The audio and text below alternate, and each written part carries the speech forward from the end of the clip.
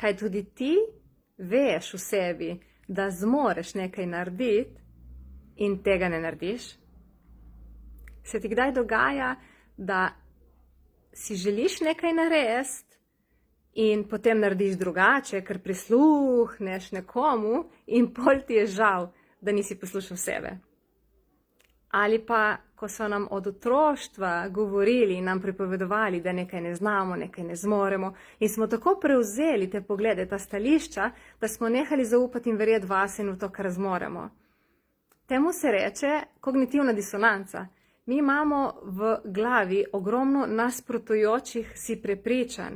Nekaj vemo, nekaj se zavedamo in v drugo so nas prepričali ali smo sami sebe prepričali. In zato smo v konstantni zmedi in ne moremo nekaj spremeniti ali ne moremo nekaj izbrati ali ne moremo nečesa doseči. Tako da danes, kaj je danes, 14. julij, ob 6. popoldan imam delavnico telesnega procesa od Access Consciousnessa, kognitivna disonanca. To je čisto nov telesni proces. In ko ga zaganjamo na našem telesu, se topijo, se odstranjujejo ta nasprotja. Tako da večkrat, ko ga prejmeš, več teh nasprotij, ki jih imaš zaklenjene, zakoreninjene v svojem telesu, lahko začneš odstranjevati in topiti. Če te zanima, piši mi hitro, ker imam ful malo mest še fraj. Čau, čau.